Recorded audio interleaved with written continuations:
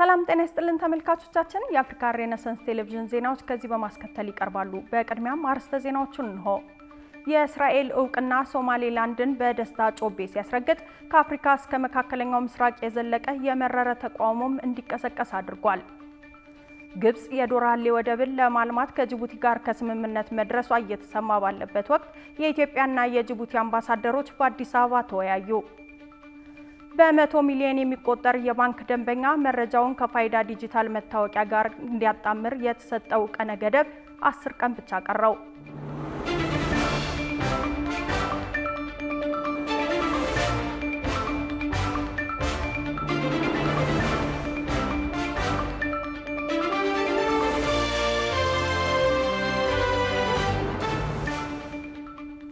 ተመልካቾቻችን በያላችሁበት የዓለም ጥግ ሰላምታችን ይድረስ። ይህ የአፍሪካ ሬኔሳንስ ቴሌቪዥን የዜና ሰዓት ነው። የተመራረጡ ዜናዎቻችንን ወደ እናንተ እናደርሳለን። አብራችሁ እንድትሆኑ የሚጋብዛችሁ ሜሮን አለልኝ ነኝ። ላለፉት 30 ዓመታት እንደ ሀገር ከየትኛውም ዓለም አቀፍ ተቋም እውቅና ያላገኘችው ሶማሌላንድ የመጀመሪያውን የሀገርነት እውቅና ከእስራኤል ማግኘቷ የሰሞኑ መነጋገሪያ ጉዳይ ነው። እውቅናው የሶማሌላንድን ሕዝብ በደስታ ጮቤ ሲያስረግጥ ከአፍሪካ እስከ መካከለኛው ምስራቅ የዘለቀ የመረረ ተቃውሞም እንዲቀሰቀስ አድርጓል።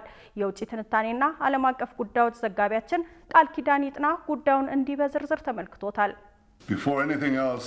I want you to know that I'm signing now, as we speak, Israel's official recognition of Somaliland. ክቡር ፕሬዝዳንት፣ ከማንም አስቀድሞ የሶማሌላንድ ሀገርነትን እውቅና መስጠታችንን በፊርማዬ ማረጋገጤን ለእርሶ በመንገሬ ደስታና ክብር ይሰማኛል ሲሉ ነበር ከራሷ ፓስፖርት እስከ መገበያያ ገንዘብ ከጦር ሰራዊት እስከ ሰንደቅ ዓላማ ኖሯት ላለፉት 30 ዓመታት እንደ ሀገር ከየትኛውም ዓለም አቀፍ ተቋም እውቅና ሳታገኝ ለተጓዘችው ሶማሌላንድ ፕሬዝዳንት አብዱራህማን መሐመድ አብደላ የእስራኤሉ ጠቅላይ ሚኒስትር ቤንያሚን ኔታንያሁ ያበሰሩት። And I'm very proud of this day, and I want to wish you and the people of Somaliland the very, very best. ለ30 ዓመታት ሲጠባበቁት የነበረውን የምስራች ከጽዮናዊቷ ሀገር መሪ የሰሙት የሶማሌላንዱ ፕሬዝዳንት አብዱራህማን መሐመድ አብደላሂም ወዲያው ዛሬ የዓለም ደስተኛው ሰው እኔ ነኝ ሲሉ ተደመጡ። I'm the happiest person in the world today. The historic address on the recognition of the Republic of Somaliland. የእስራኤልን ውሳኔ ተከትሎ የሀርጌሳ ጎዳናን በደስታ ያጨናነቁ ሶማሌላንዳውያን የግዛቲቱንና የእስራኤልን ሰንደቅ ዓላማ መሳ ለመሳ ይዘው በማውለብለብ ፌሽታቸውን ሲገልጹ ላየ ሁኔታቸው የፕሬዝዳንቱን ዛሬ የዓለም ደስተኛው ሰው እኔ ነኝ የሚል ቃል በገቢር የሚያሳይ ነበር። ፕሬዝዳንት አብዱራህማን መሐመድ አብደላሂ ባስተላለፉት መልእክት በሶማሌላንድ አስተዳደራዊ ቁርጠኝነት እምነት ኖሯት ታሪካዊውን የሀገርነት እውቅና ለሰጠችን እስራኤል ልባዊ አድናቆቴን እገልጻለሁ ያሉ ሲሆን በዚህ ብቻ ሳያበቁ ከጎረቤት ሀገራት እስከ አፍሪካ ህብረት፣ ከተባበሩት መንግስታት ድርጅት እስከ ኢጋድና የአረብ ሊግን ለመሳሰሉት የመንግስታት ትብብር ጥምረቶች የእውቅናና የአባልነት ጥያቄያቸውን አስተላልፈዋል። የአፍሪካ ህብረት ግን የእስራኤልን እውቅና ተቀባይነት ለመንፈግ አፍታም ያልፈጀበት ሲሆን የህብረቱ ኮሚሽነር መሐመድ አሊ የሱፍ ህብረቱ ለሶማሊያ ግዛታዊ አንድነት የማያወላውል አቋም እንዳለው በማመልከት ሶማሌላንድን አሁንም በሶማሊያ ፌዴራላዊ ሪፐብሊክ አካልነት እንደሚያውቃት አስረድቷል። ከዚህ የህብረቱ መሪ በተቃራኒ ያሉ ሀሳቦች ተቀባይነት እንደማይኖራቸውም ደምድሟል። እንደ ግብጽ፣ ቱርኪና ሶማሊያ ያሉ ሀገራትም የእስራኤል ውሳኔን ተከትሎ ተቃውሟቸውን ሲያሰሙ የዛሬ 2 ዓመት ግድም ከሶማሌላንድ ጋር የወደብ አጠቃቀም የጋራ ስምምነት በመፈራረሟ ከፍተኛ ውዝግብ ውስጥ የገባችው ኢትዮጵያ ግን ቢያንስ የዜና እስከተጠናቀረበት ጊዜ ድረስ ዝምታ መርጣለች። የአፍሪካ ቀንድም ፖለቲካን በቅርበት በመከታተል ትንታኔዎችን በመስጠት የሚታወቁ ተንታኞች ግፋቢል አሜሪካ እውቅና ልትሰጥ ትችላለች ተብሎ ሲጠበቅ የተሰማው የእስራኤል የሶማሌላንድ ሀገርነት እውቅና በአፍሪካ ቀንድ በአንድ በኩል እስራኤል፣ ህንድ፣ ኢትዮጵያና የተባበሩት አረብ ኤምሬቶችን በሌላ በኩል ደግሞ ግብጽ፣ ቱርኪ፣ ሳውዲ አረቢያና ሶማሊያን የመሳሰሉ ሀገራትን በማሰለፍ የጂኦፖለቲካውን ትኩሳት የሚያባብስ ሊሆን ይችላል ተብሎ እንደ ስጋት እየተጠቀሰ ሲሆን በሌላ ገጹ ደግሞ ውሳኔው ከዚህ በፊት ከሶማሌላንድ ጋር ስምምነት በማኖሯ የዲፕሎማሲ ሰጥ አገባ ውስጥ ገብታ ለነበረችው ኢትዮጵያ ግን የምስራች ከመሆኑም በላይ አዲስ አበባ አሁን ያሰበችውን ለማግኘት በሰፊ የድል ጎዳና ላይ ቆማለች ሲሉ ተንታኞች እየገለጹ ነው። Ethiopia and Somaliland move to revive their long-dormant memorandum of understanding as Somaliland's President Iro makes a landmark visit to Addis Ababa, signaling a potential reset in relations. ከዚህ ባለፈም ሶማሌላንድ የፕሬዝዳንት ትራምፕን የአብርሃም ስምምነት ለመቀበል መስማማቷ አሜሪካም ውሎ አድሮ እውቅና ልትሰጣት እንደምትችል አመላካች ተደርጎ ሊወሰድ የሚችል ሌላው ጉዳይ ነው የተባለ ሲሆን አሜሪካ እውቅና ከሰጠቻት በሀያላኑ ዋሽንግተንና ቤጂንግ መካከል በቀጠናው የሚደረገው የጂኦፖለቲካ ፉክክርም እጅግ ተጠባቂ ነው። ሶማሌላንድ ከሌሎች ሀገራትም ተመሳሳይ እውቅና እንድታገኝ በር ሊከፍትላት ይችላል የተባለለት የእስራኤል እውቅና የስምምነቱ ዝርዝር ለጊዜው በይፋ ባይታወቅም እውቅናው ግዛቲቷ ከእስራኤል የልማት የቴክኒክ ድጋፍና ኢንቨስትመንት ብሎም የወታደራዊ አቅም ግንባታ ድጋፍ ሊያስገኝላት ይችላል እየተባለ ነው። ሶማሌላንድም በምላሹ ለእስራኤል ምን እንደምትሰጥ ለጊዜው ይፋ ባይሆንም የጋዛ ፍልስጤማውያንን ተቀብላ ለማስፈር ከአሜሪካና ከእስራኤል ጋር በሚስጥር ተስማምታለች የሚሉ ዘገባዎች ከወራት በፊት ወጥተው እንደነበር በማስታወስና ፈረንጆቹ ኖ ፍሪ ላንች ማለትም ነጻ ምሳ የለም የሚሉትን ስመጥር አባባል በመጥቀስ እውቅናው ከጋዛ ፍልስጤማውያን ሰፈራ ጋር በአንድም ሆነ በሌላ መንገድ የተገናኘ ነው የሚሉም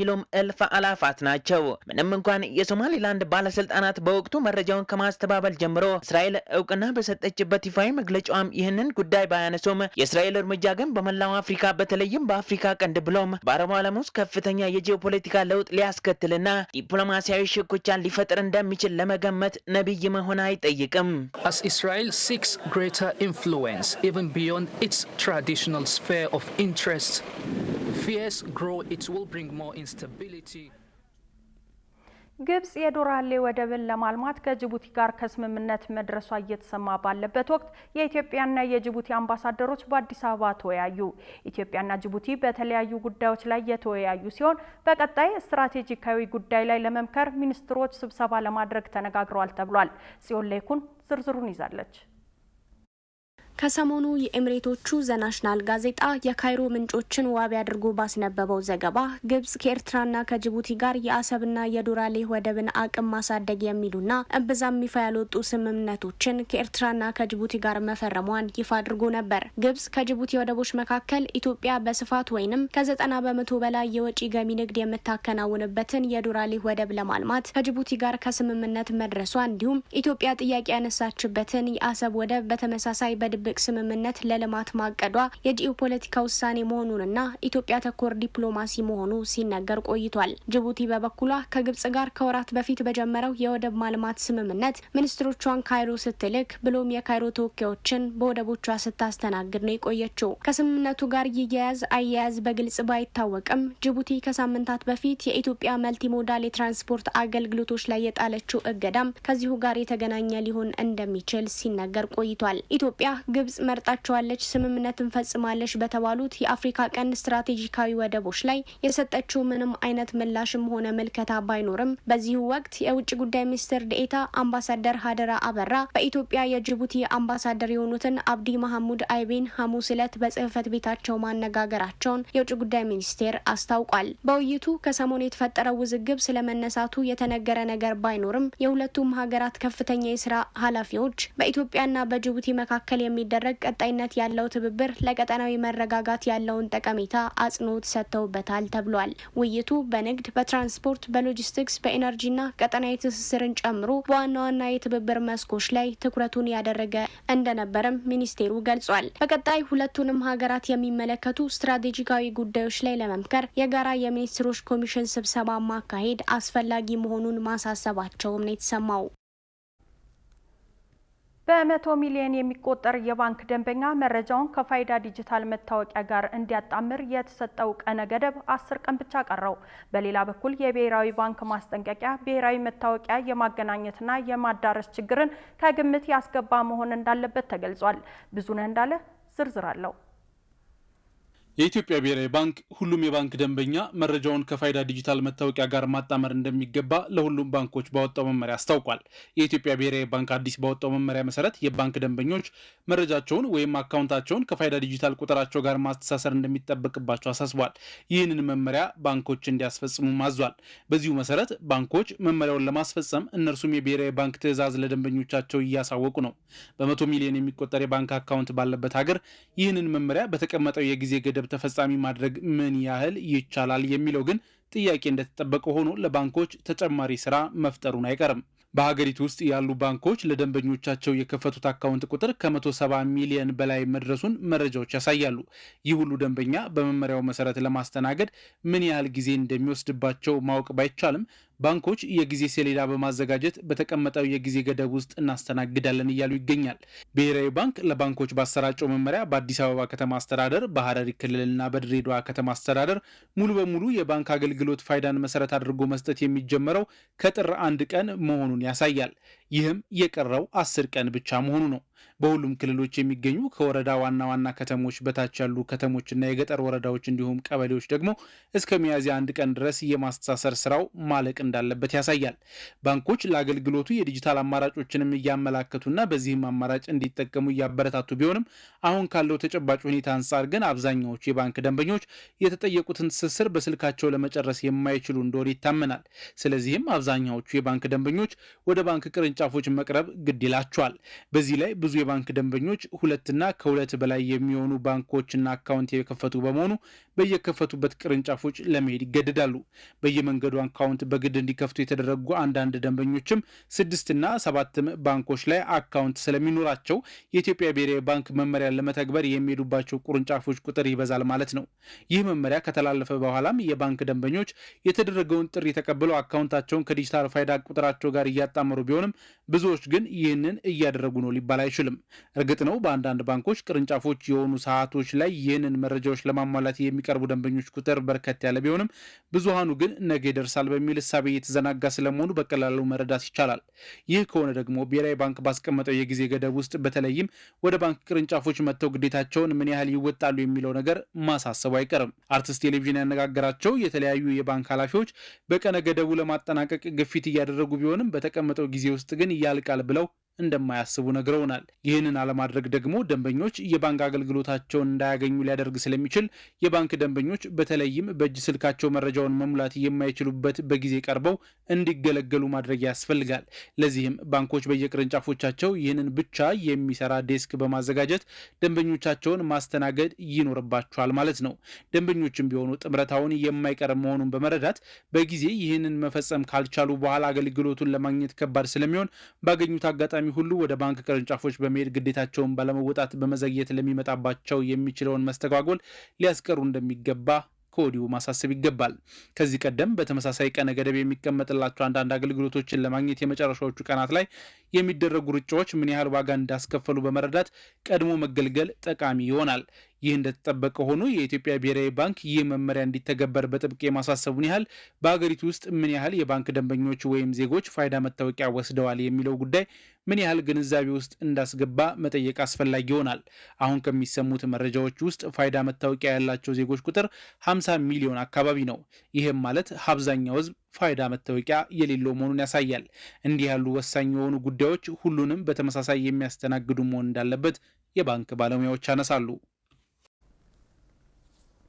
በአማራ ክልል ትምህርት አደጋ ውስጥ መሆኑን የትምህርት ቢሮ አስታወቀ። የአማራ ክልል ምክር ቤት በ6ኛ ዙር 5ኛ ዓመት የስራ ዘመን 11ኛ መደበኛ ስብሰባውን ባከናወነበት ወቅት በክልሉ ያለው የትምህርት ሂደት አደጋ ውስጥ መሆኑን የክልሉ የትምህርት ቢሮ አስታውቋል። ጌታውን አበበ ተጨማሪ አለው። የክልሉን የትምህርት ዘርፍ የ5 ወራት አፈጻጸም በሚመለከት በ6ኛ ዙር 5ኛ ዓመት የስራ ዘመኑን 11ኛ መደበኛ ስብሰባውን ታህሳስ 16 እና 17 ቀን 2018 ዓ.ም ያካሄደው የአማራ ክልል ምክር ቤት ገምግሟል።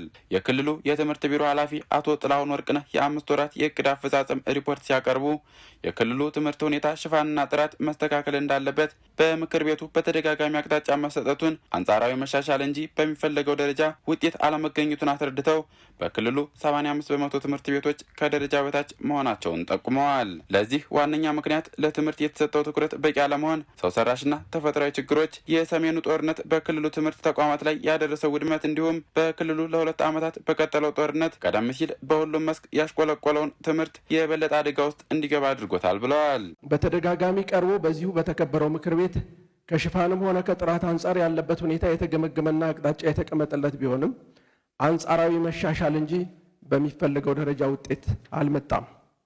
ለዚህ ደግሞ ዋነኛ ምክንያቱ ለትምህርት የተሰጠው ትኩረት በቂ አለመሆኑና በየጊዜው የሚገጥመው ሰው ሰራሽና ተፈጥሯዊ ችግር ነው። ከዚህ በተጨማሪ ግን በሰሜኑ የሀገራችን ጦርነት በትምህርት ቤቶችና በትምህርት ላይ ያደረሰው ተጽዕኖ፣ አሁን ላይና ባለፉት ከ2 ዓመት በላይ በክልሉ የተፈጠረው የጸጥታ ችግርና በትምህርት ላይ በታጣቂ ኃይሉ የተደረገው ልዩ ክልከላ እንዲሁም ውድመት ቀደም ሲል በሁሉም መስክ ያሽቆለቆለውን የክልላችን ትምህርት የበለጠ እንዲጎዳ አድርጎታል። በክልሉ በጸጥታ ችግር ምክንያት በተዘጉ ትምህርት ቤቶች 23056 መምህራን ወደ ስራ ገበታቸው አልተመለሱም ያሉት የቢሮ ኃላፊው ትምህርት ቤቶች በተከታታይ በጦርነት ከፍተኛ ውድመትና የቁሳቁስ ዝርፊያ እንደደረሰባቸውና ለመማር ማስተማር ምቹ አለመሆናቸውን ተናግረዋል። በገቢ አቅም ዝቅተኛ ለሆኑ ተማሪዎች የትምህርት ቁሳቁስ ማሟላትና የተቋማትን መሰረተ ልማት እድሳትና ግንባታ በማከናወን የትምህርት ቤት ገጽታን ማሻሻል ነው። በዚህ ረገድ ቀዳሚው ሰብአዊ ግብዓትን ማሟላት ሲሆን በክልላችን በበጀት ዓመቱ መጀመሪያ ከ218488 የትምህርት ቤት አመራሮችና መምህራን 195370 ወይም 90% በስራ ስምሪት ውስጥ እንዲገቡ ተደርጓል። ይህም ከሚያስፈልገው አጠቃላይ የሰው ኃይል 90% የሚሆነውን የሚሸፍን ነው። በሌላ በኩል 23056 መምህራን ትምህርት ቤቶቻቸው በጸጥታ ችግር ምክንያት ዝግ በመሆናቸው ወደ ስራ ያልገቡ ናቸው። በአማራ ክልል በተከታታይ ዓመታት በትምህርት ተቋማት ላይ የደረሰው ውድመት በቀላሉ የሚገመት አለመሆኑን ጠቁመው እንደ ክልል መንግስት ይህን ሊቀለብስ የሚችል የመልሶ ማቋቋምና የመልሶ መገንባት ስራ እንዲያከናውን ጠይቀዋል። በ2018 ዓ.ም የትምህርት ዘመን የተማሪዎችን ምዝገባ በበቂ ዝግጅት በተከታታይ በተደረገ የማስተባበር ስራ የተመዘገቡ ተማሪዎች ቁጥር ከቀደሙት ዓመታት አንጻር የተሻለ ቢሆንም በክልሉ በቀጠለው የጸጥታ ችግር ምክንያት ምዝገባው በሚፈለገው ልክ መሄድ አለመቻሉን ተናግረዋል። ክልሉ በትምህርት ዘመኑ ከቅድመ አንደኛ እስከ ሁለተኛ ደረጃ 7.4 ሚሊዮን ህጻናትና ታዳጊዎች መዝግቦ ለማስተማር አቅዶ የነበረ ቢሆንም የተመዘገቡት ተማሪዎች 4.3 ሚሊዮን ወይም የእቅዱን 58.2% ብቻ እንደሆነ አስረድተዋል። በአጠቃላይ የቅድመ አንደኛና የአንደኛ ደረጃ ተማሪዎች ምዝገባ በተነጻጻሪ የተሻለ አፈጻጸም ቢኖራቸውም የሁለተኛ ደረጃ ተማሪዎች ተሳትፎ ዝቅተኛ መሆኑ በቀጣይ በክልሉ ተወዳዳሪ ኃይል ለማፍራት የሚኖረው ተጽዕኖ ከፍተኛ ስለሆነ በሁሉም አካላት ዘንድ ልዩ ትኩረት እንደሚያስፈልግ አሳስበዋል። የትምህርት ቢሮ ኃላፊው በንግግራቸው የመንግስት መዋቅር ህዝብና የምክር ቤቱ አባላት ምክክር በማድረግ ተማሪ ትምህርት ቤትና መምህር ተገናኝተው መማር ማስተማሩ እንዲሳካ በየአካባቢው ድጋፍ ይደረግ በማለት ጠይቀዋል። መዋቅር በኩል አነስተኛ የምዝገባ አፈጻጸም ባለባቸው ወረዳዎችና ዞኖች በየደረጃው በመግባባት አዲስ የተማሪ ምዝገባና ልዩ የማስተማር ፕሮግራም ከመደበኛው የተለየ የትምህርት ካሌንደር በማዘጋጀት ትምህርት የማስጀመር ብሎም የትምህርት ግብዓቶችን ለማሟላት አዲስ ንቅናቄ ጀምረናል። ይህንን በጎ ተግባር በየደረጃው ያለው የመንግስት መዋቅር፣ ወላጆች፣ መላ ህዝቡ፣ የትምህርት ባለድርሻ አካላት እንዲሁም የተከበረው ምክር ቤት አባላት ከህዝባችን ጋር ምክክር እንድታደርጉበትና ተማሪ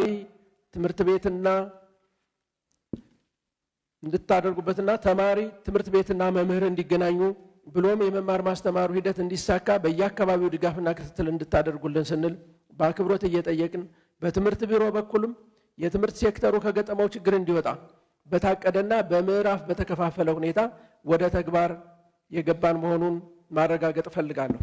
ከዚህ በተጨማሪም በትምህርት ገበታ ላይ ያልተገኙ ተማሪዎች በርካታ በመሆናቸውና በቀጣይ ክልሉን ዋጋ የሚያስከፍል በመሆኑ በሁሉም አካባቢዎች ያሉ ልጆች ትምህርት ቤት ሄደው እንዲመዘገቡ በማድረግና የተመዘገቡትም ክፍል ውስጥ ገብተው እንዲማሩ ከወላጆች ጋር ምክክር እንዲደረግና ለመምህራን ተገቢው ክብር ተሰጥቶ በሙሉ አቅማቸው እንዲሰሩ የክልሉ ምክር ቤት እገዛ ያድርግ በማለት አሳስበዋል። በርካታ የክልሉ የምክር ቤት አባላት የትምህርት ዘርፉ የገዘፈ ችግሮች ውስጥ መሆኑን ገልጸው በጦርነት የወደሙ የትምህርት ተቋማት የግብዓት እጥረት መኖር ለረጅም ጊዜ አገልግሎት ላይ የቆዩና ያረጁ የትምህርት ቤት ቁሳቁሶች አለመለወጥ መፍትሄ የሚሹ መሆናቸውን አያይዘው ጠቁመዋል።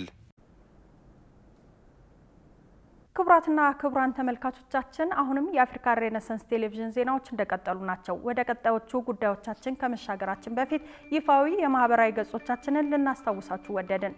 በቴሌቪዥን ስርጭት ያለፏችሁን ፕሮግራሞቻችንን ከ1.8 ሚሊዮን በላይ ሰብስክራይበሮች ባሉት አርትስ ቲቪ ወርልድ የዩቲዩብ ገጻችን በኩል ልትከታተሉ ትችላላችሁ። በተጨማሪም በርካታ ተከታዮችን ባፈራንባቸው በፌስቡክ፣ በቀድሞ ትዊተርና በአሁኑ ኤክስ እንዲሁም በቲክቶክና ኢንስታግራም ገጾቻችን በኩል ቤተሰብ መሆን ትችላላችሁ።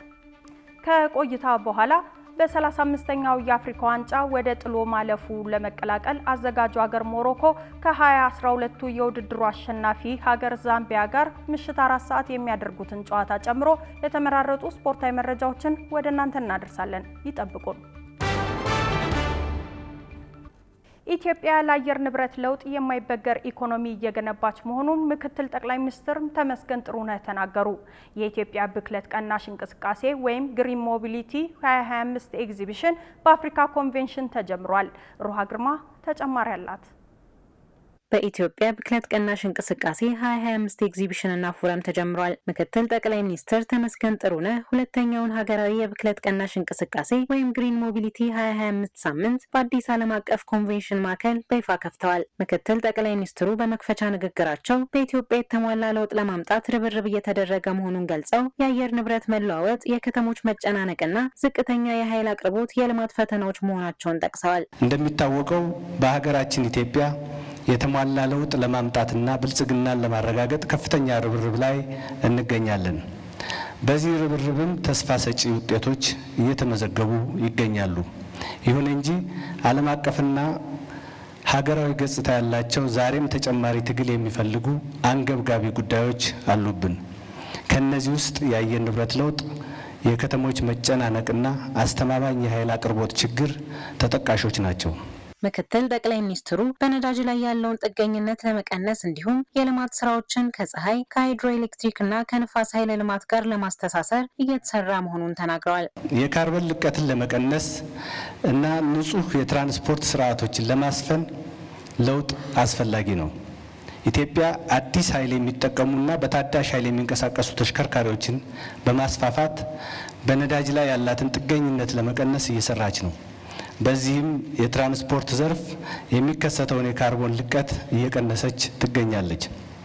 አዲስ ኃይልና ታዳሽ ኃይል የሚጠቀሙ ተሽከርካሪዎችን ከንጹህ የኢነርጂ መሰረተ ልማት በተለይ ከሃይድሮኤሌክትሪክ ከፀሐይና ከነፋስ ኃይል ጋር ማቀናጀት የካርቦን መጠንና የኃይል ወጪዎችን ለመቀነስ ይረዳሉ። በዘላቂ ትራንስፖርት ላይ ያተኮሩ ውጤቶች የካርቦን ልቀትን ለመግታት ብቻ ሳይሆን ኢትዮጵያን በመላው አፍሪካ በአረንጓዴ ኢንዱስትሪያላዊነት አፈጻጸም ግንባር ቀደም ያደርጋታል። ይህ አውደ ርዕይ የኢትዮጵያን ብክለት ቀናሽ አብዮት የሚያበረታቱ ቴክኖሎጂዎችን ማሳያ አውድ ሆኖ ያገለግላል። ምክትል ጠቅላይ ሚኒስትር ተመስገን ጥሩነህ ኢትዮጵያ ለአየር ንብረት ለውጥ የማይበገር ኢኮኖሚ እየገነባች እንደሆነም ገልጸዋል። የትራንስፖርትና ሎጂስቲክስ ሚኒስትር አለሙ ስሜ በበኩላቸው በዘርፉ የአየር ብክለትን ለማስቀረት በተሰራ ስራ የባቡር አገልግሎት ታዳሽ የኃይል ምንጭ እንዲጠቀም የተደረገበትና የኤሌክትሪክ ተሽከርካሪዎች በዘርፉ መሰማራት ትልቅ እርምጃ እንደሆነ አንስተዋል። የባቡር ትራንስፖርታችን የታዳሽ ኃይል ተጠቃሚ እንዲሆን መደረጉ፣ አሮጌ ተሽከርካሪዎች ወደ ሀገራችን እንዳይገቡ መከልከሉ፣ በተለይም ሀገራችን ኢትዮጵያን ከዓለም ሀገራት ግንባር ቀደም ሀገር ያደረጋት የኤሌክትሪክ ተሽከርካሪዎች ወደ ሀገር ውስጥ እንዲገቡ የተሰጠው ቆራጥ የፖሊሲ እርምጃ፣ የኮሪደር ልማት፣ የብዙሃን ትራንስፖርትን ለማስፋፋት እየተሰራ ያለው ስራና በቅርቡ ሀገራችን ውስጥ የጋዝ ምርት መመረትን ተከትሎ በንጽጽር ዝቅተኛ የካርቦን ልቀት ያለውን ጋዝ ለሕዝብ ማመላለሻ አውቶቡሶችና ለከባድ የጭነት ተሽከርካሪዎች ጥቅም ላይ እንዲውል የተወሰነው ውሳኔ ለአረንጓዴ ትራንስፖርት መሰረት የጣሉ ዋና ዋና ተግባራት ናቸው። ለትውልዱ በሁሉም መስክ ምቹ ሀገርን ለማስረከብም የአረንጓዴ ብልጽግና ጉዞ መቀጠል እንዳለበትና ለራዕዩ መሳካት የመንግስት ብቻ ሳይሆን የእያንዳንዱ ግለሰብና ተቋም ዘመኑን የዋጀ የባህልና የአስተሳሰብ ለውጥ እንዲሁም ቁርጠኝነት ወሳኝ እንደሆነ በመርሃ ግብሩ ተገልጿል። በቴምር ፕሮፐርቲስ የተዘጋጀው የቴምር ስጦታ ኤክስፖ ከፊታችን ታህሳስ 25 ጀምሮ ለ3 ቀናት በአድዋ መታሰቢያ ሙዚየም እንደሚካሄድ ተገለጸ። በዚህ ኤክስፖ ቴምር ፕሮፐርቲስ በሪል ስቴት ዘርፉ ባለፉት 10 ዓመታት ያከናወናቸው አበይት ስራዎች ይቀርባሉ። በግንባታ ላይ ስለሚገኙ ፕሮጀክቶችም ማብራሪያ ይሰጣል ተብሏል። በዚህ ኤክስፖ ላይ የመኪና ስጦታን ጨምሮ የተለያዩ ሽልማት ለደንበኞቹ እንዳዘጋጀም አስታውቋል። በተጨማሪም ቴምር ፕሮፐርቲስ ከዛሬ ሰኞ ታህሳስ 20 2018 ጀምሮም ለአንድ ሳምንት በአዲስ አበባ ጎዳናዎች የሲቲ ቱር እንደሚያካሄድም ገልጿል። በፌዴራል ፖሊስ ማርች ባንድ የሚጀመረው የቴምር ስጦታ ኤክስፖ ከፍተኛ የመንግስት ኃላፊዎች፣ ባለሀብቶች እና ጥሪ የተደረገላቸው አካላት በተገኙበት በደማቅ ስነ ስርዓት ይከፈታል። ቺፓን ፕሮፐርቲስ አልፋ ባለ 5 ኮከብ የሌክዠሪ አፓርትመንቶች ሽያጭ መጀመሩን አስታወቀ።